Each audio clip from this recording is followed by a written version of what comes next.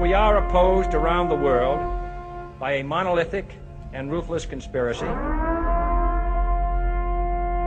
that relies primarily on covert means, on infiltration instead of invasion, on intimidation instead of free choice,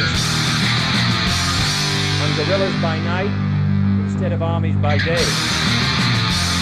There is little value in ensuring the survival of our nation if our traditions do not survive with it. All right, welcome to episode 121 of the Abuse Hour. It is I, your host, Coffee Long, coming to you unsupervised, unmedicated, and an unchecked threat to society. Yes, indeed, just under the wire on the weekly tip. I don't know, I think I recorded something, man. I want to say it was, just over a week. But, like they say in the loan industry, I'm doing my best. I'm trying to give you everything that I have. Oh, God. Anyway, so, I had been hoping, maybe I would get, a cigar, if Iran was just beating this shit out of Israel and they had to accept terms and they could sit down and dude, I was there for it. 1,000 years of we're going to have our own homeland and we're going to have the whole world by the nuts, and then Coffee gets to sit back and I saw the fucking retards fall. But such is not the case, and the fucking U.S. has intervened, and man, what a catastrophe that shit is.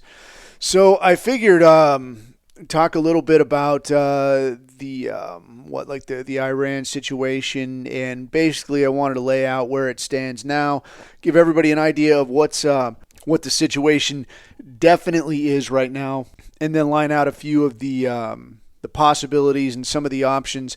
And I don't know, there's not at this point, I don't know that, besides go grab, a couple extra gallons of gas, fill up the car, maybe get some water at Costco or some shit. I don't know if there's too much anybody could do in any direction right now.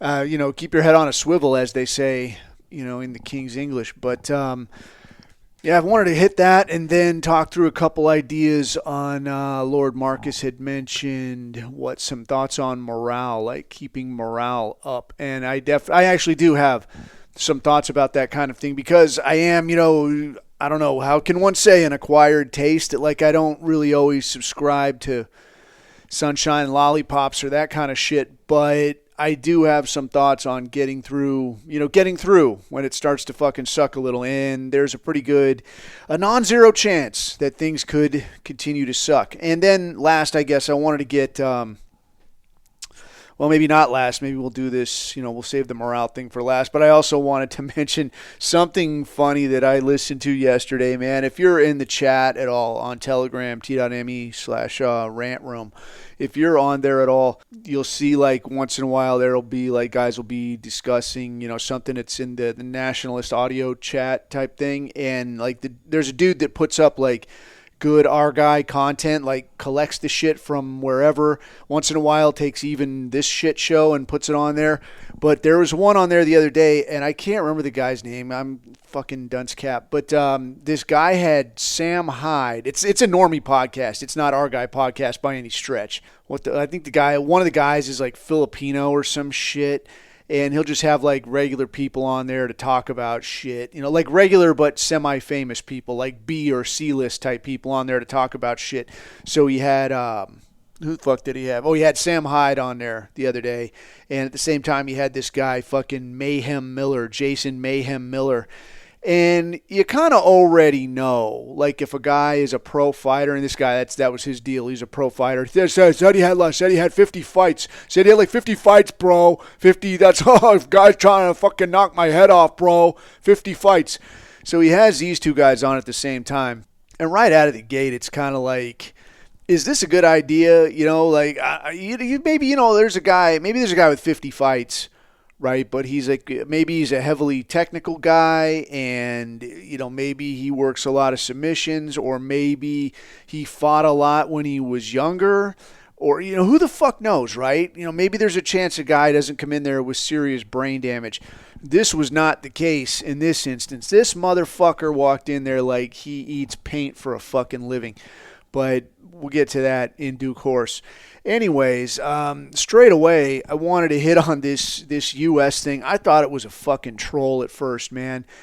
But no. The fucking U.S., the United States of Israel, has done one series of strikes, but striking 3 specific nuclear facilities inside Iran. The situation here is that I guess they rolled in with, I don't know what the brand name, or what the nomenclature was on these big ass fucking bombs, but we'll kind of come to the effects here forthwith. But they struck 3 facilities, one in Natanz, one in Esfahan, and one in FORDO. I get FORDO, what the fuck ever, FORDO'S, more hose, right? But yeah, for fucking FORDO. It's FORDO now, that's what it is. President Coffee says FORDO. But they struck these 3 facilities. The orange one went on TV immediately after, talking about it's done, incredibly successful strikes. We've completely eliminated Iran's ability to develop nuclear weapons. Huge success, outstanding victory. Good job, everybody. Then basically case closed. So to kind of summarize the situation here, obviously Israel was getting their shit pushed in pretty good, and all the talk everywhere, for whatever reason, whether it was to draw attention to like, look, maybe Israel, you fucked up, maybe you should start asking for terms or some kind of thing, or maybe it was an effort to push Trump to act. The general consensus appeared to be that Israel was running out of air defense missiles, and that shit apparently is pretty expensive. So the situation there is that Iran, it still appears, based on the stuff that's being shot down and the type of explosions you're seeing off of these missiles that Iran is launching, they're still firing their old shit. So they're basically fucking Israel up with old-ass technology. They're talking about, and I guess this is old in the missile world, right? Like, they're talking about a decade plus. So when they're talking about a decade plus, that's like, yeah, it's not that good. There's been a lot of developments, whatever. I don't really know a whole fuck of a lot about that. I mean, when you talk about pistols, there's still jamokes out there running around with 1911 technology. Like, this thing's the shit. Dude, I'll tell you, I one time had the severe misprivilege, non-privilege, not a fucking privilege, not a good fucking deal, of running a flat range, and it was for a piece of the U.S. military that prides itself on treating its people particularly poorly, even at the special ops end of the spectrum. And I do mean spectrum. But this motherfucker gets up here, I shit you not, gets up here with a 1911, cranks off a couple of rounds, goes to do a reload, so he gets the mag in there, goes to jack the slide, and when he lets it go, the fucking slide on this 1911 goes zing right off the fucking gun and into the dirt. And I was like, what the fuck just happened, man? And I don't know. Well, I don't think it's possible that, like, you cleaned it and put it back together wrong. Because it was fucking firing. And now the guy goes to fucking jack it, and it's like, zing, and the fucking slide comes off. And I'm like, what the fuck? But you're talking, at the time, over 100-year-old technology. But whatever. So we're talking here with missiles, we're talking about 10-year-old technology, and to hear these people talk about it, it's, I don't know, plenty of developments have been made where essentially Iran is firing just kind of whatever you have on hand, like get rid of the old shit, like let's get this out of here. It's fucking fire sale. All this shit must go, go, go. So they're firing off this shit. Meanwhile, Israel is relying wholly and completely on U.S. charity, talking about like, we need more fucking everything. Obviously, Goy, I need your fucking shekels. Help me, give me guns, give me missiles, somebody do fucking something. And still somehow at the same time running on like they're kicking everybody's ass. So who the fuck? No, only a fucking Hebrew, right? Only a coin clipper could really come with the logic of like, I'm a real fucking ass kicker, but I also need your help and your money and your weapons. Give me everything. What? So, but that's where we are, I guess. That's where we are, Goy. Just cough it up. Anyway, they do strikes on these 3 facilities. So I looked these up because I don't know fuck all about Iran. Like, I can't say that I know a whole shit ton about the place. I probably know more than fucking Ted Cruz at this point, that dumb bastard. I mean, that guy getting on Tucker Carlson completely showing his ass, but that's, what more can you say? What more can you fucking say? The goy is bought and paid for. If he was fucking smart at all, he would have probably not had his dick in whoever he got filmed having it in that put him over such a fucking barrel for these coin clippers. Can you imagine? I mean, okay, how about this, dude? How many millions would it take, if you were a congressman, how many millions would it take for you to sell out your countrymen? Well, I guess on one hand, the question is, are these my countrymen? Because I can't remember if Ted Cruz is, I don't know if that dude's like Cuban or some shit. He ain't us. I know that. So it's kind of like, oh, I'm American. I'm in fucking America. But no, dude. How much would it cost, though, dude? If you thought about it, like, what would the Jew have to come to you with for you to say, yeah, man, I'll take that money. I'll vote this way for you next time. I mean, dude, I would think that it would have to, my way of thinking, it would have to be enough where I would be able to take this money and turn around and royally ass blast these hand-rubbing fucking nose goblins like a champ. Like, I'm talking billions. Like, I need like Elon Musk times 3 type money. Where like as soon as the deed is done, like, hey goy, I need you to vote thumbs up on hammering these Iranians. What's it gonna take? You're the deciding vote, goy. It's all on you. What's it gonna take? And I start talking about 20, 30 billion.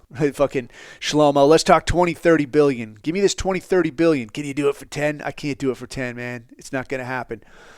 25. I'll settle on 25. 25 billion. Okay, I'm going to greenlight you fucking hammering Iran. But now what am I going to do with that 25 billion?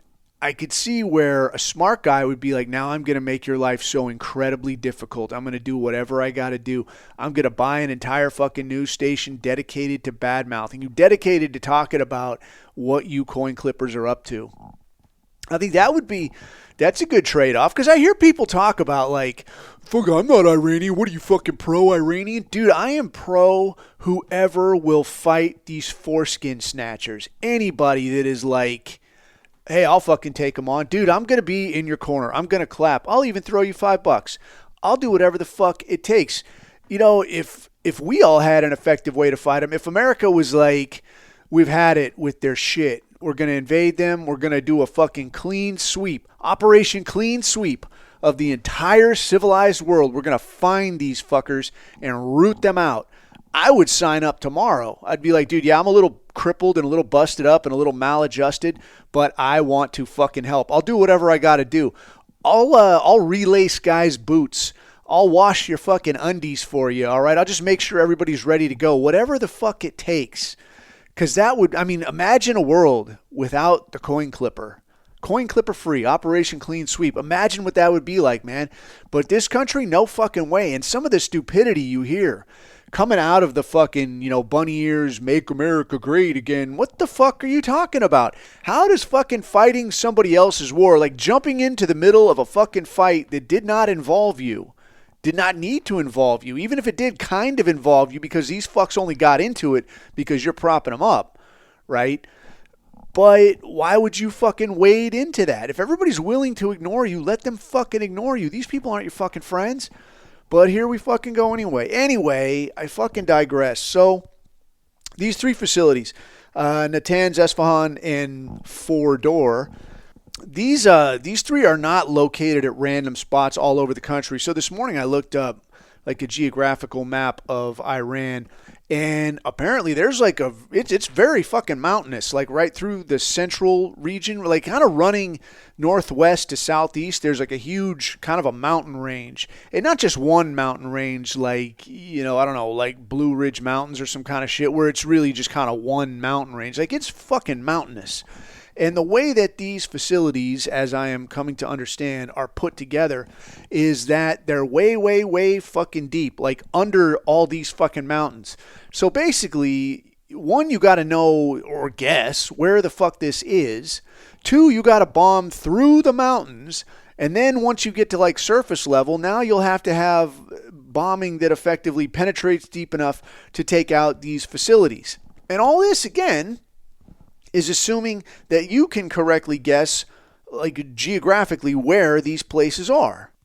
On top of all this, the Iranians and somebody else, and I don't know who this person was, but I just saw it go by this morning. Somebody that was talking about like the structural engineering of these facilities. They're talking about like, yeah, these Iranians knew that these Jews and America did not want them to have a nuclear capability. So when they built these facilities, they did plan around this kind of thing. So there is, and I don't know how any of this shit works. This is just what I understand. But there are different structures built in here that in some way mitigates and disperses all of that, like the blast pressure, all of the force that comes from being fucking bombed by dropping a Volkswagen-sized fucking explosive on your mountain range. And I don't know how all this shit works, but I can kind of see the logic, because you think of it this way, like when you fuck around with fireworks, right? Everybody says, like, you know, you're going to lose your fucking fingers. If you got this thing in your fucking hand and you light it off and you're holding on to it like you got it in your fist, like, say goodbye to your fucking fingers. It's only a firecracker. It's just a little firecracker. But it's not the explosive part of it that makes it go away. It's the explosive plus the fucking pressure. So it explodes, all that energy gets released, and now your closed fist around this thing is what makes your fingers go away. So it's that pressure that builds up, that like kablam, goodbye fingers, right? It's the same thing if you lit one off inside a car with the windows up, right? This kind of shit. And it's the same thing if you shoot a gun inside a house. Like, it's loud as fuck, man. It sucks, dude. And you're like, great, I can't hear fucking nothing now, right? So you want that fucking ear pro. Again, talking now about these facilities then, when you have like an explosive go off, all of that pressure, all of that shit has to go somewhere. So a way that this shit gets mitigated is that they've got what this guy that I read about is talking about as like the tunnels are like curved and they bend around, go up and down in such a way where all that fucking blast pressure is like bong, bong, bong, bong. And it bounces around in a way so it'll kind of bounce back on itself and mitigate and kind of go away so that the shit you're trying to protect doesn't get fucking destroyed. At the end of the day then, like IAEA and I don't know however many fucking agencies are talking about like there doesn't appear to be any radiation signature, doesn't appear at this time that these facilities in and of themselves were actually destroyed. That, of course, did not stop the U.S. from going out there. And that's fucking Pete Hegseth. Like, what was this guy, like a fucking 04 or some shit, like coffee maker extraordinaire? And this guy's out there, you know, calling the shots and making the calls and giving the after action, talking about like, yo, fucking goodbye to your nuclear capability. And this guy's talking it up like it's a done fucking deal. At the same time, yeah, Iran is talking about like, yeah, bro, didn't even touch me. I will say that there's probably some bullshitting going on, but there's probably some bullshitting on either side. The general consensus appears to be that there might be like some structural damage or maybe some repairs to make, or maybe like the tunnel entrances to these places got fucked up a little bit. Because if you can identify that, that would be what you would probably want to shoot at to get some of that pressure, some of that explosive wave traveling down whatever tunnel you've got there. But again, depending on the design, it might not end up actually doing anything. And as I understand it, they're talking about the speculation is that these things are probably 90 to 100 plus meters underground, which I guess is pretty far. But I mean, if you think of like a parking garage, that ain't really that fucking far. I mean, it's pretty far, but just the same. I mean, if you're talking about, yeah, dude, we have to protect this shit from some unstitched Hebrew puppet dropping monster bombs on it. Yeah, I could see breaking out the shovel for an extra day or two just to make sure, right? As it is then, one analysis I heard of this thing was talking about like what is actually the desired outcome here. So we know that Israel has been honking up and down about like, oh, they're a week away from fucking nukes. Oh my God, we got to do something immediately. But they've been saying this shit since 1983, dude. And according to IAEA, EIEIO, and also according to the Director of National Fucking Intelligence in the United fucking States, Iran did not have, at the time this shit kicked off, a path forward towards nuclear weapons. Just the same, we did the thing anyway. So the consensus appears to be that this was never really about the nukes per se, that this was about regime change. And you could say, well, it's because the mullahs, bro, the mullahs, like you're fucking Alex Jones or something. But to me, a more likely scenario is that it's just fucking money, dude. That Iran is one of the last places with its own fucking central bank. It's not the fucking Rothschild version. So it's this big push to fucking get that Rothschild bank into this country. That seems a little bit, you would think that's a little bit simplistic. But if we rewind a little bit, again, and I've mentioned this shit before, that prior to 2003, the only countries without a Rothschild central bank was Syria, Libya, Iran, Iraq, North Korea, and did I say Syria? I think Syria as well. So if you look at like the shit that we've hit on since then, it's all these fucking places, all right? And North Korea, like nobody likes them. They're horrible fucking people, right? Oh my God, human rights abuses. Like where the fuck doesn't have human rights abuses? China has fucking human rights abuses, but they play ball. Countries in Africa have human rights abuses, but they play ball. So why do you give such a fuck about North Korea? It's all about the money, bro. And again, you could say like, yeah, but that's, I don't know. It's a little dodgy. Dude, it's gone on for a long fucking time. If you want to have a good time, real quick, man, if you get on, just get on YouTube and look at European borders over time. And it'll show you like, here's a map of Europe in fucking 1000 AD or fucking 500 AD. And it'll go on, and it's got like nice white people music playing in the background. But it'll show you as the borders change over the years. Change. Constantly. Over all these fucking years. Countries like fucking Prussia, it's there and then it's gone. Yugoslavia is there and it's gone. And all these countries are changing all the fucking time. But for some reason, when this little tiny fucking line near Germany, on the German border, when this one bumps a little ways eastward, suddenly, that means that that country wants to take over the world and 55 different fucking countries needed to declare war on that one fucking country that's about the size of fucking Texas. Wait, well, all these other fucking borders moving all this fucking time, but it's that one teeny tiny line that bumps a little bit and suddenly the whole world needs to wage war here? Is it because of that line? Is it because they were really trying to take over the world? Or is it because our favorite uncle nationalized the currency and expelled the Rothschild central bank? Seems more likely, right? How about Andrew Jackson, targeted for assassination after he paid off the national debt and said he was going to get rid of the central bank in the U.S.? How about Abe Lincoln got assassinated when he produced currency from somewhere other than the central bank?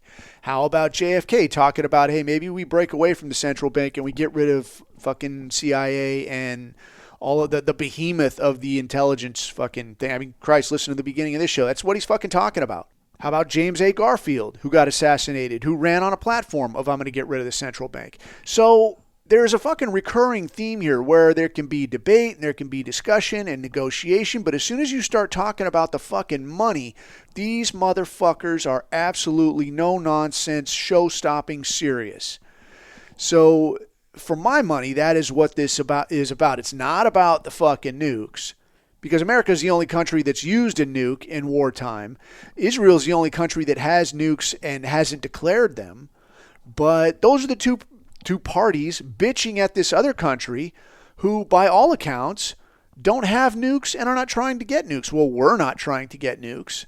The smart money at this point would be, yeah, you absolutely should, but we'll come to that in due course as well. So when you're talking about it, like, what is this actually about? Everybody seems to kind of know, like Iran included, that this isn't about nukes. That's what you're making it about. So we'll argue it on that front. It's not really about, regime change. We want regime change because when you're a more agreeable government, there's a better chance of us controlling your money, which essentially means I control your life now. And pretty soon I own the whole fucking world. Looking at some of the other parties involved in this thing, and this is where I think things could get... because if it was really just, these two countries, and then we decided to wade in like we always do, if it was just these two countries, you could probably say like, all right, well, it is what it is, dude. Let's see how it shakes out. It doesn't really fucking change what I'm going to do for breakfast. Who gives a shit, right? But there's a lot of other parties that will base some decisions, base how they feel about us, base how they do business with or without us, depending on how this shit moves forward. So looking at right off the top, man, I want to hit on Pakistan.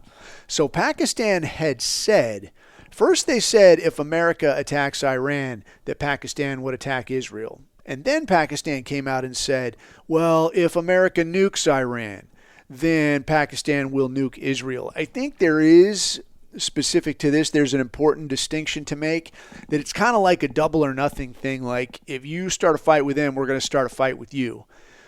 And then it came to like, well, you could fight, I guess, but if you show up with a gun, then I'm going to show up with a gun. So it was like, yeah, I'm ready to get involved. But then it kind of scaled back to like, I'll only get involved if it's really, really, really hectic.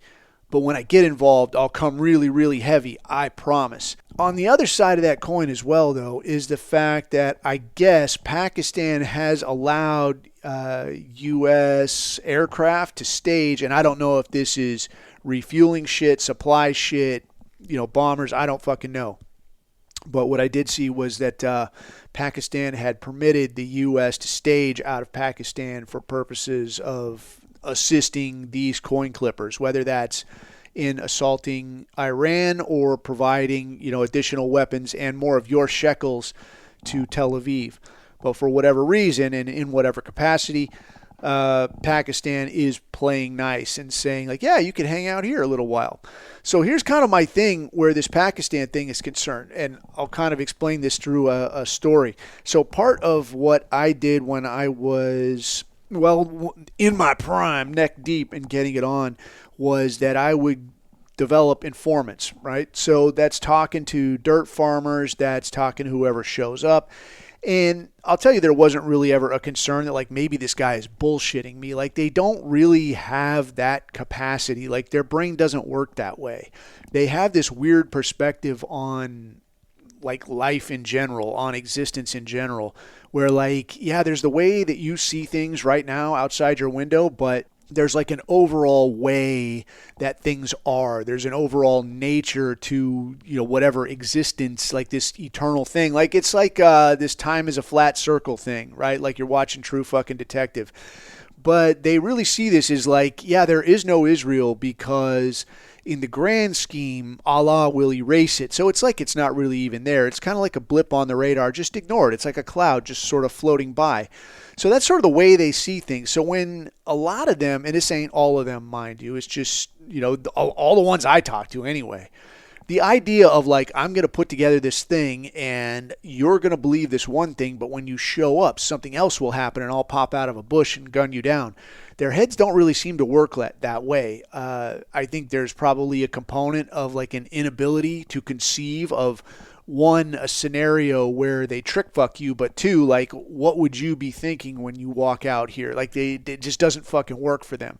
There have been a few cases, like I sat through a debrief once and guys had GoPro for it, where they got to this house and fuckers had set up, like they talked them in on this and like, yeah, there's fucking guys hanging out, whatever. And then the whole house was wired up. And there was video of it. So guys sort of spotted it and hauled ass off target. And then they stood back for a while and the whole house went up. So that was something. But again, that got passed around because it was extremely, extremely rare. The other overarching thing that I noticed about these people, and this is, there's different tribes, different vibes, different people, and they're all individuals and all this shit. Okay, yeah, sure. But there's also this thing where like, they're like hot girls in the way that like, yeah, I just changed my mind. Like, yeah, let's hang out. Let's do something. I really like you. You're really cool. And then an hour later, like, you know what? I just don't fucking feel like it. And there's not a rhyme or reason to it. There's just like, I don't feel like it right now. I thought of somebody you reminded me of, so fuck you. Or suddenly I don't have anything going and you're my favorite person in the whole world. It's just the way that they fucking are. So while I was there, there was a lot of dudes, like a lot of these fucking dirt farmer motherfuckers, man. Like like no shit, dirt farmers, dude, they fucking smell Christ awful. They don't fucking bathe. They wear the same dirty fucking man dress again and again. Their hands, like I always say, are like fucking catcher's mitts, dude, because they're digging in the dirt all fucking day. And like, granted, it's an honest living and all this shit, man, but dude, you're not what God intended, man. This is a lower life form, man. This is a fucking Untermensch, like fucking big time. So these cats would show up, dude, and you'll take whatever they give you, but it was always extremely difficult to get out of them. Like, what exactly do you see? Like, you tell me a guy is a fucking terrorist. Okay, terrific. He's a bad man. He is bad man. He is there. You can go and you can get him. Okay, terrific, dude. But who? Who the fuck is this? What exactly did this person do? Is it one person? Is it a group of people? Are they there now? Like, none of these questions get answered. Because to them, it's like, oh, it doesn't matter, dude. I saw him there. Maybe I saw him last week. You should go to this house. Well, is he there now? Is it the exact guy? Well, I saw his car. Did you see him in his car? Or did you see a car that looks like it? Because they're all fucking a white Daewoo Prince or some shit. You know, it's all the same fucking car. A white minivan. It's all the same fucking car. So is it his car with him in it? Was it today? Is he there now? How do I even know this is somebody I want to go after? None of these questions get fucking answered. And now when you tell these fucking guys, like, hey, all right, when you finally get a guy nailed down where, like, you tell him what you need him to figure out if he's going to fucking help you. Like, you want me to go do this shit. Dude, I flew halfway around the world. Not because I wanted to, like they made me do it, but as long as I'm here, I'm going to do the best I can. Right? So here's the shit that I need from you if you want me to help you out with your fucked up neighborhood. And you say, here's the shit I need. They're like, okay, when you finally get a guy where he's fucking doing this shit properly, now, like, you got to tell the guy, like, hey, keep this shit to yourself, stupid, because if the wrong person finds out you're doing this shit, even if you only tell somebody that totally agrees with it, if that person says some shit somewhere and somebody else hears about it that doesn't think it's so cool, you're going to end up with your fucking head on a stick. So keep your fucking mouth shut. So you say this shit. And they're like, oh, yes, boss. Yes, boss. And then sure as fuck, like they'll tell 5 of their fucking friends. And now their friends are showing up. Sir, I want some money too, sir. I want the reward money because I told him and he told him. And like, what the fuck is going on? So there's a process of when you start developing somebody as somebody that's going to give you information, where like you start documenting this shit and you're passing this to like the higher ups and they're like, yeah, this guy, like, who'd you hear this from? I heard it from Muhammad, whoever the fuck, you know? And okay, yeah, he's proven very reliable. And there's like different ways to rate how reliable these people are. And at some point, typically, like ideally in a reasonable world, you would start developing like what you would call, I don't know, like you would develop kind of a professional relationship with this. Right, so we're not going to get into the fucking specific, technical terms for this, but you could think of it more like this is going from like a girl that you met, maybe to like some girl you bang sometimes, or maybe some girl you go out with sometimes, or you meet for drinks sometimes, to more of like an exclusive, like you're with me and that's it, not anybody else. Right, and so that's what this has to fucking be, because if it's some girl that's like, yeah, like she'll go out with you, but she's also going out with that guy over there. Like, you don't want to go home with this chick because you don't know what you're going to come down with, right? If she says, yeah, I'll go home with you. Okay, cool. But who else are you banging right now? You don't want that, right? And it's the same thing with your informants. If this guy is going to be your exclusive dude and this guy gets it through his head, they're like, all right, you understand? You keep your fucking mouth shut, all right? You take care of me. I'm going to take care of you, but you keep your fucking mouth shut. Don't fuck anything up. Then you can start moving this guy along and this relationship will develop. But what I had to pimp dudes on, and there were certain services that were like, they would sign up with anybody, dude. They would, if you think of it again, like comparing to like the dating thing, like they will bring anybody home. Like they'll put their dick in anybody. And you're like, dude, stop that. Like if it was some stripper, you would say like, look, dude, she goes home with somebody different every fucking night. Don't take this fucking chick home. No, bro. She's with me, bro. So you better stop calling her. And there was a couple times where I'm like, it was somebody that I had developed, but got to a position where I'm like, this guy can't keep his fucking mouth shut. He won't fucking be quiet. He won't fucking behave. He won't do the things like I ask you, like, this is, if you want me to do this, this is the kind of shit that I need. Oh, sure. Right. Okay, sir. And then you come in not with Oh, dude, I'll tell you one story. This is fucking hilarious. I had this motherfucker that got passed to me. They're like, yeah, I'm working on this guy. I'm not sure how he's going to work out. He's a little bit screwy. So I tell this guy exactly like this. Like, here's the shit that I need from you. He's like, oh, yeah, oh, yeah. And then he would come like, oh, there's a bad man lives in this house. A bad man is here. I'm like, what are you fucking talking about? I'm like, that doesn't mean shit to me. I'm like, if you need me, I'm trying to fucking help you. If you want me to do this, this is what I need. Bring me this shit. Okay, okay. Now, on the other side of the coin, I had this guy that was like just a straight, like a sort of an administrative type, chic type dude. And I would see this guy around like at, meetings that like not operational meetings, like town hall type shit. Like you wouldn't believe the amount of shit that you got to sit through for some of this. But I'd see this guy around, and he wasn't of any real operational value, but he was good in a way that like helps you kind of get your feet on the ground. Here's how you behave in different situations. Here, like he's the guy that showed me about like, hey, they'll keep serving you fucking coffee, this fucking horrible Turkish coffee, until you shake your glass like this, and then they'll come take it away. Otherwise, they'll keep filling it and they'll expect you to drink it. I'm like, oh fuck, hot tip, dude. So it was like little things like that. He was a good dude. But so he comes to me this time and he's like, hey, I met this guy that seemed really anxious to, like, he wants to talk to an American about, he knows where some people are hiding or this kind of thing. And he just wants somebody to talk to. And he's like, I don't know if that's something that you could help out with, or maybe you could connect him with somebody. And I was like, yeah, I can probably help out with that. So we set up this fucking meeting. We go sit down and meet, and through the door walks this fucking guy. The guy that I had been telling, keep your fucking mouth shut. Don't fucking say anything. Don't do anything crazy. And now through the door, here he comes, looking like a whipped dog. And I'm like, you motherfucker, dude. So I'm talking to this dude, and I'm talking to the guy like, because as far as this sheikh knows, I've never met this fucking guy before, and I'm trying to keep up that impression. So I'm like, so who are you and what do you know? And this guy's trying to tell me like, oh, I have a hookup inside Ansar al-Sunnah or some kind of shit. And like, oh yeah, I can get you this, I can get you that, but you need to get me a helicopter. We need to go here and here. And I'm like, dude, I don't even know you. I'm not getting you a helicopter. We just met, right? This sheikh here introduced me to you. I can't get you a helicopter. So why don't we meet again, you and I, another day? So the next day I got together with this guy, and I had to shit can this guy, right? Because he's a fucking loose cannon. But he wasn't too smart. So what we did was me and another guy, we got one of the Hilux trucks, my favorite thing in the whole world. We get the Hilux truck, put on the body armor, all jocked up, the whole fucking deal, like we're, going through the fucking door. And we drive out there and we're going to pick this guy up in the middle of the day. And the deal was like, we put in a call to this guy like, bro, we got to meet right away. Something came up.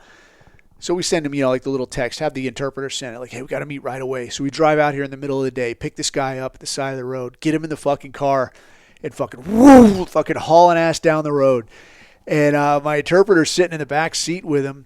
And I'm like, ask him who the fuck he talked to. Ask what the fuck's going on. Why are there people after him? And he's asking him this shit, and this guy's freaking the fuck out. He's like, who is after me? Who is after me? We're like, dude, I don't know. Your name keeps coming up in all these fucking messages. What the fuck is going on? And he's like, I don't know. I'm like, dude, give me your phone. And Terp's telling him, like, get your phone out. So I take his phone out, and I, like, crack his fucking phone open. And this is when you still had removable SIM cards, right? So I pull his fucking phone open, pull out his SIM card, roll down the window, and throw the fucking SIM card out. And I'm like, all right, listen, do you got anywhere to go? And he's like, I have, like, I don't know, he had like a fucking aunt, like a few towns over or some shit. So I gave him like probably like $50 worth of bongo money. I'm like, take this, get the fuck out of town. Do not come back here. Do you got another name you could use? And they all have a fucking other name. They all have like an Abu some shit or other. Abu Yusuf, Abu Muhammad, Abu Mustafa, whatever the fuck. So I'm like, do you got another name? Like, you got a fucking Abu name? He's like, yes, I am fucking Abu, whoever the fuck, I'm like, all right, get the fuck out of town. Don't tell anybody your real name. If anybody asks, your name is Abu, whatever the fuck you just said. Like, get the fuck out of here. Don't come back. And he's like, when can I come back to my home? My home is here. I'm like, we'll call you. Put him out of the fucking car. Like, you can't fucking call, you asshole. Like, this guy you got no fucking phone now. But Dude, anyway, the point is, dude, the fucking point is that these are the kind of people that these people are. So you got your fucking Pakistan over here, and here is the U.S. like, bro, can I count on you? Bro, can I count on you? Like, these fucking clowns will change their fucking tune at the drop of a hat. And you tell them, like, don't tell nobody that we're parking here, okay? Oh, bro, I won't tell you that you put your airplanes here. No, I won't say nothing. How much would it fucking cost, for like a Saudi or some shit? Like, hey, I'd like to see the Americans pick up a limp off of this. So maybe Saudi goes to Pakistan and is like, hey, just for my own situational awareness, where are the Americans parking? Like, what all they have over there? Somebody will fucking talk. If Saudi's got all that information, they could pass that to who the fuck ever, man. Like, yeah, man, just fucking drive a fucking loaded truck up to those fucking airplanes and light it off, dude. I just want to see these Americans limp around. And Pakistan will take the hit for it, but then their argument will be like, well, we let you park here. Why would we blow up your planes? And now you're right down the fucking rabbit hole again of like, who do you really trust? You're trusting people you should have never trusted in the first place. That's your fucking first fuck up. But anyway, that's kind of the situation with Pakistan. Again, Pakistan is a nuclear power, but what do they do with it? Who the fuck knows? Looking at North Korea is rumored to have said, and again, like there's a lot of rumor mill about this shit, that what people are saying now is like some countries, bunny ears, some countries have said they would be willing to share nuclear technology or even give a nuclear warhead to Iran, depending on how a relationship developed, to kind of get them in the club and help them protect themselves. So the interesting thing about that is that if you look at how things have gone for regimes that abandon their nuclear pursuits, look at Libya, look at Syria, look at Iraq. These are all countries that were going down that road and said like, okay, yeah, man, I'll give it up. I'll pack it in, in exchange for this kind of help, that kind of help. Like, how about help getting a bayonet up your ass, dude? That's where that lands you, dude. So Iran, I would say, everybody says, has every good reason to double down on their nuclear pursuits instead of saying, like, oh, yeah, I'll just lay down, because if this is how you get treated when they're worried you could have a nuke soon, how are you going to get treated when they know for absolute certain you don't and will never? You're going to get fucked. Everybody else has gotten fucked. Why wouldn't you? So it's very dodgy business, and I think it would be, I hate to say it would be cool. I think it would be cool insofar as it raises the possibility that maybe they park one in Tel Aviv. Like, here you go, dipshit. Zap. That would be all right with me. Looking at Russia and China, Russia had a situation where they offered to develop a mutual defense agreement with Iran, but Iran passed on it. And some people now are saying, like, man, you should have not fucking passed on that. But at the same time, you kind of have to say, like, well, Russia, they look out for themselves real well. But as far as how do they approach, making deals, I guess there was a deal that Iran had with them where they were supposed to get some S-300s, and Russia did eventually come through, but it was like getting rent money from an African. Like, oh, you want that today? Oh, man, his times is hard. Can you give me about another week? Just give me a minute. I'll take care of you, dog. I'm going to take care of you, shit. So it took fucking forever, apparently, for them to get these S-300s. I think that was, again, like in retrospect, like if you knew then what you knew now type shit, would it have helped out, or would you be even over a bigger barrel where, like, yeah, now you got to go and you're obligated to send guys to fucking Ukraine or some kind of shit. I don't know. As for China, that's up in the air. Like, nobody's completely sure. It doesn't seem like what those people are going to do or how they're going to do it. China seems to do this thing where they just wait, man. They fucking wait and wait and wait, and then they take an inch when nobody's looking, and then they keep waiting and waiting and waiting. We talked, or I'd mentioned a good few episodes ago about this idea of China's final warning, that I guess China has a lot of times said, like, this is our final warning, this is our final fucking warning, we won't tell you again. Like, yeah, right, whatever, dude. Like, China's always saying this shit. But with all the assets being pulled out of the Pacific, it doesn't seem like China would even need to give a warning. They can just kind of take Taiwan, and knowing that ownership is 9/10 of the law, kind of puts the U.S. in a tight spot vis-a-vis, like, well, how do you proceed now? Like, now you're asking them to give something back. You're not telling them to not do something. You're not there like mid-stroke, like, hey man, what are you fucking doing over there? Like, it would be done in a hurry, I think. And if Taiwan was to go, that means the rest of the Pacific theater might very well follow closely behind, because like your Malaysia, your Indonesia, your Thailand, your Philippines. I guess Thailand is supposed to be like very pro-American. What fucking ever. I mean, I honestly think Thailand is very pro-Thailand. But I also saw that Thailand was recently having some issues with, I want to say it was Cambodia. So, who the fuck knows? If China was to step in and like, hey, we could help you with that, if you agree to roll with us and ditch those fucking guys. If we don't have anybody there to make the fucking sale, then who's to say no? Like, what the fuck, Anyway, I think the other country in that part of the world that probably gets overlooked a lot is South Korea. And I saw a thing about this a few days ago whereby, like, we say Israel is our greatest ally, but it has been apparently traditionally it's South Korea that is always right there next to the U.S. talking about, like, what can I do for you? How can I help? What can I offer? What can I bring? It always doing fucking something. But, like, they're not even in the running. Like, don't even get mentioned. Not even honorable mention. As opposed to fucking Israel that's like, yeah, I give literally nothing and take literally everything, and somehow we're still, what are we, fucking best friends now? Get the fuck out of here. Anyway, the last one I wanted to hit on here was Yemen. And Yemen has said that they're going to resume striking any U.S. or Israeli vessels that get close enough to its coast to take a swing at. And again, dude, I don't fucking know from Yemen. I never been to Yemen. I don't know anybody in Yemen, but I gotta respect the balls, dude. Like, these cats are no fucking joke, dude. Like, they are. And at the end of the day, dude, I think that is what it comes down to. I think you can have technology, you can have training, you can have great weapons, all this shit, but at the end of the day, it takes a hard fucking man to get out there and put a hole in another man that he didn't have before. And that's where wars get won, long and fucking short. And these dudes are willing to do the deed. They are willing to gut it the fuck out. And I gotta respect it, man. I can't not respect it. So as far as the way ahead, man, the U.S., I mean, fucking Trump went out there. He said himself, I'm listening to fucking Tulsi Gabbard, and people are saying, like, yeah, your own DNI said that they weren't pursuing nuclear weapons. And a guy knows shit says, yeah, I don't care what she says.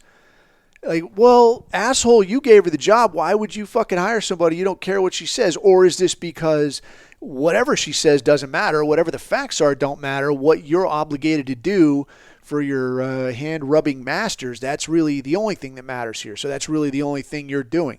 That makes more sense to me.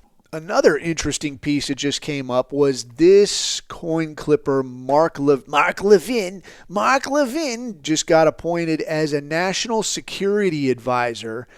And this guy is a fucking radio show host of Turning Point not Turning Point USA. So I think it's the Mark Levin Show or some shit. Yeah, the Mark Levin Show.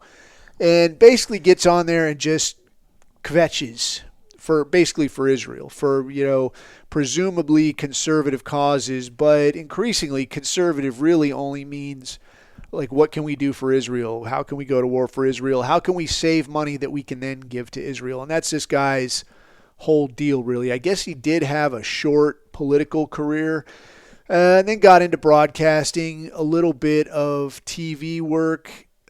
Founding editor-in-chief of Conservative Review for Blaze Media. Yeah, great, terrific. I mean, just your standard dude. And of course, born in, where was this? Philadelphia, I think. 2A, Jewish family, of course.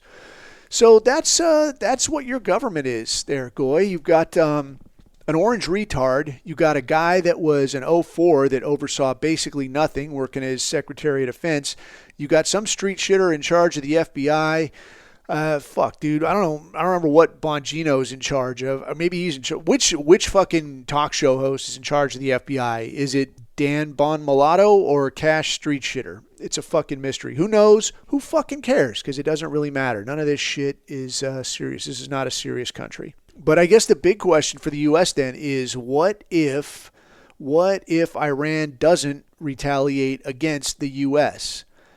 Because, the U.S. struck Iran, but they didn't strike any infrastructure. They didn't. I think it was a small handful of people that got killed, if I remember right. But other than that, they just knocked some holes in the dirt and covered up somebody's door to where they work, and that shit can get fixed. So what happens if Iran doesn't strike back at the U.S.? Then what does the U.S. do? Like, no, we're going to fucking go after you again. Like, yeah, you could do that, but the toothpaste is a little bit out of the tube now, where, like, one, you basically slammed your own door for any possible negotiations, and two, this shit will get pushed up to the international community. And while you might not be able to say, like, maybe the UN can't especially say, like, okay, nobody be friends with the US anymore. Nobody fucking does this, that, or the other. We're going to send fucking peacekeepers. You can't really do shit because the US is the biggest dog at the trough. However, where there are options for the countries that don't think this shit is too cool, they can start stepping away and be like, yeah, dude, we're going to do business fucking somewhere else. We're not going to use your dollars to buy and sell oil no more because we don't like you and we don't respect you. And no matter what you say, we can't take you at your fucking word. So it's pretty fucked up, man. It is not good at all. If Iran does have the bad sense to strike against the U.S., I mean, that would kind of open the door to kind of steamroll. But I mean, you still have those second and third order effect type problems of, like, what are people going to think, right? What are people going to say? And, unfortunately, that shit does matter in terms of maintaining international relationships of some kind. So if they're smart, I think Iran then will really just, you can talk all the shit you want, but if they just leave the U.S. alone, like, yeah, we're not going to fucking hit all of the fucking bases that are around us in the Middle East that are well within striking distance. What they appear to be doing at this time is closing the Straits of Hormuz. And again, this presumably would not be a complete closure, would be a closure whereby some ships can get through. So Russian ships, Chinese ships, pretty much anybody else's ships, but not American ships and not Israeli ships. So where a closure at the Straits of Hormuz would cause a serious problem worldwide, it would also be a deal where, like, yeah, it causes a real serious problem for the people we won't let through. But for the people we allow through, it basically gives them a turbo boost because you're allowed to keep doing business where these other people, they're stuck on their ass. And that's not a very good look. It also puts a good few naval vessels, American naval vessels, in a real bad spot because if they're in the Gulf while the Straits of Hormuz are closed, like, you're a fucking shooting gallery right there. If you haven't seen it, man, I would encourage you to look up what the Straits of Hormuz looks like. It's like a little zigzag fucking pattern that's just right off the coast of Iran there that leads into the Persian Gulf. And I mean, it's pretty tight, but it's right there off the coast of, so you got like UAE, and that's right next to Saudi in this. And it's just this little chicane deal of like a little back and forth.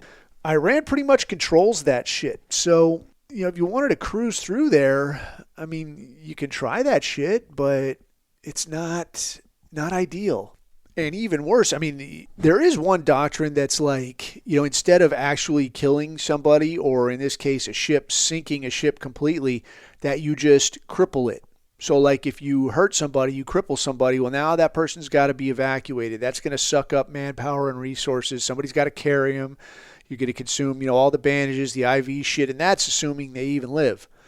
If you just smoke somebody, then they're just dead. You fucking take them with now, come back and get them later, whatever. You say, oh, never leave a man behind. But, dude, when shit's hectic and you got to fucking run, okay, well, if that guy's dead, dude, it is what it is. So with this Straits of Hormuz thing, if you were just to cripple a ship right in the middle of that fucking thing, okay, well, now there's just a ship there. Now it is closed for everybody.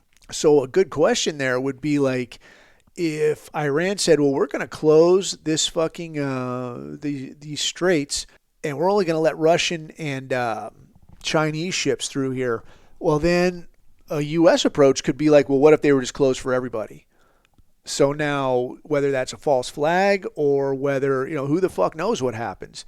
But if the U.S. could facilitate, like, well, if it's closed for us, then we're going to close it for everybody. We're going to either let something get crippled or we're going to fucking cripple somebody else's ship and make sure it's just stuck there.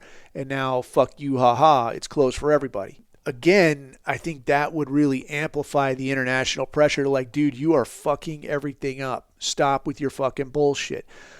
It would be a stupid thing to do, but I could also see stupid people doing it. So we'll fucking see. All right, so quick, man. The thing I wanted to hit on with this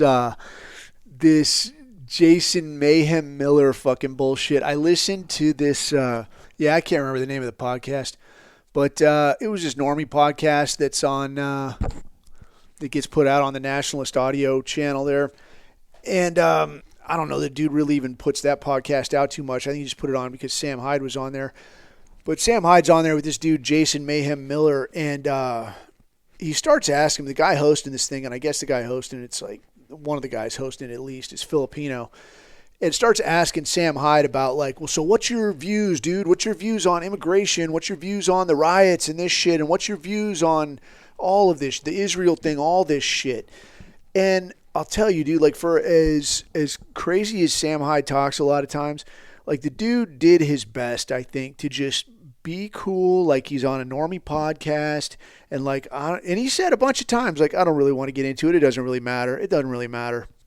But it was like every time the guy would say something, this fucking MMA guy would pipe up and like, so what are you fucking saying? Like, you want to put people in fucking extermination camps or so? That's fucked up, bro. That's fucked up, you know? What if I wanted to hook up with a black chick, bro? Where would you put me? What would you do to me, bro? And he keeps saying, like, dude, it doesn't matter, dude. Just go ahead. Hook up with whoever you want. I don't give a shit. Knock yourself out. Because, bro, like me and my homies, bro, in L.A., like I hang out with a lot of Mexican dudes, man. And they're good people, man. And it's like, what the fuck is this shit? And the guy, like, he keeps pressing him. He keeps pressing him, the fucking host and this fucking MMA guy. Keeps pressing Sam Hyde. And he's talking about, like, look, dude, all I'm saying is, like, it's okay to be pro-black. It's okay to be pro-Mexican. If you're Mexican, it's okay to be pro-Filipino. If you're Filipino, why is it not okay to be pro-white? Why is it white people, the only people aren't allowed to have a country? Why the fuck is that? And this guy's like, I don't know, you know, because look what happens, bro. You know, you get Nazis, bro, and they want to attack people, bro. And it's like, what I found interesting about this shit was like this fucking fight guy, this MMA guy, this guy would talk like he's fucking retarded. Like, one, he talks like he's fucking retarded because he's probably got some pretty extensive brain damage any fucking way. But, you know, the way this little humble brag shit, and fucking, I do it too, you know, like, I'm just kind of a fucking idiot. This kind of shit, people say this shit. You know, I do that too. A lot of times I am a fucking idiot, though. A lot of shit that I talk about, I don't know a whole fuck of a lot about it. And I'll tell you, like, yeah, I'm not your fucking guy on this. But, you know, people do this shit. They're like, hey, I ain't the smartest guy in the fucking room. I'm kind of a fucking moron. But this guy, what do I find? I don't know shit. I'm just a fucking stupid guy. I only got like 50 pro fights. Like, he would say this shit. Tell you about how much he doesn't know, and then immediately shift to talking about how fucking knowledgeable and experienced and well-traveled and all this shit that he is, you know, because he's so fucking cool. But he would do this shit, and then he would immediately switch to, like, one of these absolutely canned anti-white talking points. So you're fucking listening to Sam Hyde talking here, and he'd say something like, all I'm saying is that, like, yeah, there's a definite effort to make white people go extinct. You can look outside and see it. He's like, look out your window. You could see it. There's an effort to make you go away, to flood your country with people who don't look like you. That's objectively true. That's objectively true in every sense, man. Talk to anybody you know. Anybody that's over 25, anybody that's over 30 for sure. Like, where did you go to fucking elementary school? Go back and look at what your elementary school looks like now. Unless you went to like some extremely high-end, exclusively for rich people day school or some kind of shit.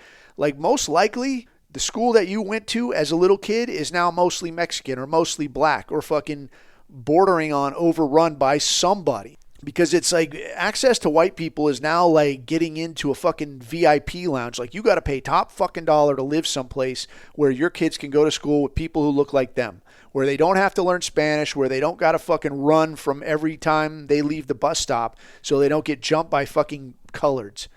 All right, that's what you got to fucking do if you're not willing to pay that top fucking dollar. So it's objectively true, but every time he would say something like this fucking MMA guy would come out with these extremely canned talking points, and these ones that are like, they're the ones that only, I'm coming to this, certain people will wield out against you. So he'd say something like, yeah, why is, like, obviously, white people are being replaced. And this guy's immediate response, even though I'm just a stupid guy, I'm just a stupid fighter, just a pro fighter with 50 fights, that's all I am, immediately comes out with, well, that just sounds like evolution, bro. People, it ebbs and flows. I just go with the flow, bro. I just look for the good vibes, bro. That's all I do. I'm not trying to get into it with anybody. And it's like, dude, this is, like, you didn't think of that just now. You didn't think of that just now, of like, oh, well, let's talk about fucking evolution. Let's talk about this, that, and the other fucking thing. No, dude, he would always come with these very canned points that are like, oh, I'm just a stupid guy, but then immediately would come with like, oh, here's a fucking canned talking point. And one of the dudes in the comments on this thing, on the Nationalist audio chat there, reminded me of something that I totally fucking knew, didn't even fucking think of, because the dude is an MMA guy, that Miller is the most common Jewish name in America. And I hit this dude up on Twitter, and I obviously, I just talk shit to people on the occasion I do get on Twitter. Talk shit to people. I don't expect people of that, caliber or that high level of visibility to ever respond to me, but this fucking idiot did. So I said, hey, man, I told him, like, you sound like a fucking retarded junkie, like, piping up with your anti-white bullshit every time this guy would fucking say something. And I said, hey, I remember that Miller's the most common Jewish name in America. You don't happen to have a tiny hat in the back of your closet somewhere, do you? And he responds with L'chaim. And I'm like, yeah, as fucking suspected. Yeah, like, don't tell me, like, you're have a lot of experience hanging out with the Jewish segment of the MMA community. I don't fucking believe that. I guess the guy does live in LA. Maybe he's around tiny hats to some degree or other, but I guess the guy is only like 40 years old. Like, how the fuck do you know from like a Jewish toast to like L'chaim? Like, how would you fucking know that? Like, I would never know that, but unless I'm, on deployment watching a shit ton of movies, that's probably the only way I ever knew that shit. I don't go drinking with Hebrews. What the fuck is this? So, for my money, the guy probably does have some Hebrew in there. I mean, he definitely sounded like it, definitely talked like it. But I guess the point is, I think that it's important to call out shit like this. And I'm not really just trying to A-log some fucking other show I heard, even though it was a bag of fucking dicks. But I guess the point is, man, that even though it's like small time and to us it's extremely visible and like, well, this is fucking obvious, I think it's still important to call this shit out and be like, hey, you motherfucker, because even if that dude doesn't see it or doesn't respond or you can't get into it with him, somebody else might. Somebody else might look at it and be like, Miller is the most common Jewish name in America? Really? No shit. And then look it up. And you know how it is with this Hebrew shit. Like, one thing leads to another, man. And if it was just a dead end, people could be like, whatever, this doesn't mean shit. But as we all know, like, you see one thing, you see another, then another, then another. And the next thing you know, you're right here with us. You're one of us, one of us. And that kind of leads to the thing I wanted to wrap up on. And this was something that Lord Marcus had hit me up on, was the idea of maintaining morale in our thing. And especially now with the prospect, like the very non-zero prospect of the country going completely to shit and being drug into World War III as the tiny hats sit back and sip something cool in Florida or wherever the fuck they hang out here, refusing to go to their own fucking homeland. Anyway, the idea of morale, like, what the fuck is the idea of morale? Like, the idea here is being willing to push on. Being willing to push on even if things get a little bit shitty. So I'll tell you something, man, that like my personal thoughts / experience with morale.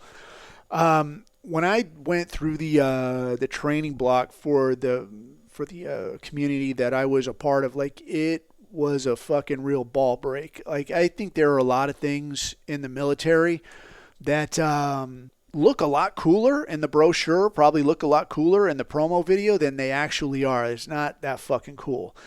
Like, a lot of shit. Fuck, dude. Riding in a helicopter, not really that cool. Has a very distinctive smell that really sticks with you. but it's not that cool, man. It's fucking loud. It gets fucking cold. There's not really anything easy to sit on. So you're just kind of sitting there. Like, it's cool for a second. Then you're like, fuck. And then when it's almost time to go, then I always had to like stomp my feet so that I know they're not asleep and my legs are going to be awake. So when I jump off this thing, I'm not going to just fall on my fucking face. But I mean, you're fucking cold in there, dude. And you're just sitting there waiting. It's not that fucking cool. A lot of shit is like that. That's not that fucking cool. Doesn't quite live up to the billing. This piece of training, though, lived up to the billing and then some, man. Like, this fucking sucked. So it was not long into the meat of this thing, and there was a dude that was a very high-level athlete. Like, this dude was like an international caliber athlete. And this dude was hating life, man. And we're in the middle of this thing, and I'm standing there very unhappy. We had like a 5-minute break, like go take a shit, whatever, get a drink of water, bring your ass back here. So we're getting straightened out, and I walk by this guy, and he looks at me, and he's like, he's got this fucking look on his face, and he's fucking bumming, and he's like, man, this fucking sucks. And I was like, yeah, it fucking sucks. Like, what the fuck did you expect, But that's all I said to him was like, yeah, it sucks. And that was it. And I walked off, and I went and take a whiz, and I come back, and now the guy's fucking gone. And it didn't occur to me really at the time that what the guy needed was a little motivation, like needed a little hand up, like just needed a little pat on the back, needed something. But because my own version of morale was very different than maybe what a lot of dudes' version of morale was, and definitely different than what this guy needed, I didn't really pay attention to it and just kind of let it slide, and I kept on with my own thing. So I think the first takeaway there is that morale, like whatever it is in your head that keeps you fucking going, that's something you got to grab onto, but you got to be willing to understand that it's going to be different for everybody. Like that dude at that time, what that guy needed was like, doing all right, dude? Like, hey, dipshit, you doing okay? Like just a little something of like, hey, man, are you good, dude? Like, come on, man, it'll be over soon. Like today ain't that, it's not that fucking bad. We can get through this, bro. Come on. The guy would have probably, I don't know that he would have, made it all the way through. Or maybe he would have quit the next day. I don't fucking know. But maybe that would have done it for him. And I didn't offer the guy shit. I think really the reason I didn't say nothing to him was just because the way I kind of look at, maintaining morale was more like, yeah, it fucking sucks. Yeah, it sucks, but I'll have something to laugh about and complain about later. Like, I actually remember the minute that my mindset shifted to like, motherfucker, like just this very negative, very cynical, but I could still stay motivated. But that's just kind of my general outlook. And I remember the exact minute it happened. Like, we're standing there all grouped together during this same piece of training. And everybody's all huddled together, fucking miserable. And dude starts singing the fucking Flintstones theme song, dude. And I was like, motherfucker. I was like, this is not fucking funny, dude. Like, this is fucking stupid. This is so fucking gay, dude. I'm like, I'm not singing this fucking stupid song. And these dudes are like doing the false motivation thing and, yeah, very fired up and singing the fucking Flintstones. And I'm like, man, fuck you. And like, it was at that moment that I kind of embraced like my own mindset of this is my version of morale. Like, yeah, it fucking sucks, but everything fucking sucks. But when this is over, I'm going to get through this and then I'll break it off in somebody's fucking ass for this shit. That was kind of my version of motivation. But the important thing I think to keep in mind is that there's not a right fucking version. Whatever it is that keeps you fucking going, man, that is what matters. Yours does, like mine isn't going to look like somebody else's, and I shouldn't be expecting somebody else's to look like mine. The thing that really matters is whatever is going to keep your eyes up and keep your feet moving. That is what you need to fucking, one, you need to figure out, and two, figure out how to maintain. And then if you're lucky enough, three, that you could share that with somebody else. So when they see you fucking slipping, or you got your long face on and you're feeling poopy pants and you're like, well, this fucking sucks. And they can be like, whatever it is you need. If you need a little hug, okay. If you need a beer, okay. You need to be kicked in the ass and like, hey, dipshit, you good? Like, yeah, okay. Whatever it is, ideally, if your friends can give it to you, then that's better. What you can't do, though, obviously, like what we all refer to now as blackpilling, but the kind of shit of like, nothing's ever going to come of this, man. This is fucking wasted effort. This is fucking stupid. It's not going to fucking work. It's going to fail anyway. Like, dude, it's definitely, everything is going to fail if you don't fucking try. Like, see, nothing happens. Nothing happens because you're not making anything happen. All right, you can't fucking do that. Like, you would really be surprised, man. I think I have been fortunate enough, and I think anybody would say this, anybody in our thing or anywhere else, anybody that's been fortunate enough to have interacted with people who have succeeded at a high level. When you interact with those people, I think one of the first things you see is that it isn't really that fucking far from here to there. Like, you can actually do this shit, man. Like, no matter what the fuck it is. You know, there's some shit, obviously, where, like, you know, you gotta blow Harvey Weinstein or you ain't being in this fucking movie. Like, well, I ain't ever being in that movie. That's just the news, dude. I ain't getting into this fucking gig. There are some things like that, but in terms of, like, is this something that you can do, right? You want to be in the fucking Olympics. You want to compete at some high level. You want to write a book, you know, fucking paint a self-portrait, build a house, right? Like they tell Tyler Durden. Whatever the fuck it is, you would be surprised that, like, the people doing these things are not that fucking different from you. They're just a guy that took one little fucking step and then kept at it one more. And after a while, this shit adds up. But the thing that really matters is, like, yeah, you'll stumble, you'll fuck up, you'll trip, you'll fall. But having that mindset that says, like, yeah, I can keep making progress, man. Just a little positive energy, whatever that looks like to you. Whether that's like my version of, like, very cynical, very motherfucker, like, if that's what works for you, fucking do that. If it's got to be very peppy, if it's got to be the fake it till you make it type shit, like, come on, guys, like the people fucking clapping and yelling and shit. If that's your bag, man, do your fucking thing. But I'll tell you what's not ever okay. It is not fucking ever okay to trip somebody else up when they're trying to do their fucking thing, man. So to me, like, anytime you see somebody, like, genuinely making a fucking effort, you know, especially something like in our thing, where it is a fucking uphill battle. Like, but dude, I'll tell you, it's an uphill battle that we're fucking winning. Like, walk out into some public fucking space and you say to somebody, like, you know, I think maybe the Austrian art student had a few good points. You're not going to get fucking mocked and ridiculed no more. You might get a lot of people saying, like, well, tell me more. I've had that happen. But what I'm getting at is that it's never fucking okay, never ever okay to see somebody doing their level best, even if their level best sucks compared to what you can do. Somebody doing their level best and you come by and kick them in the balls and be like, what you're doing doesn't fucking matter. That's why I'll tell you, man, when I hear some of these dudes, some guys that are podcasting that are talking about, like, bro, all you ever do is fucking comment, or you got a fucking podcast? I'm not doing this. It doesn't make any fucking difference. I'm just doing it, you know, for the lulz, or I'm just doing it because you suckers give me rent money, or whatever the fuck. Dude, if you're fucking kicking anybody in the balls that is doing any kind of fucking thing, then you're fucking wrong. You're absolutely fucking wrong, man. You know, you could come by and say, like, if it's somebody you know, yeah, if you could come by and say, like, look, I know what you're capable of. I know you got a lot more in the tank, and I know you're fucking holding back. Well, then that is certainly something, and that is, you know, maybe some people need to come to Jesus. That's well and good. But to say that, like, you're wasting your time, what you're doing doesn't fucking matter, dude, that is some bullshit, dude. And it's bad for morale. It's bad in general. It's bad fucking form, and it is not something that one white man should ever be doing to another. So with that, man, I think that is probably a good spot to wrap it up. Hopefully, you know, I don't know, dude. Hopefully I can get this out in a timely fashion before something fucking changes on the horizon.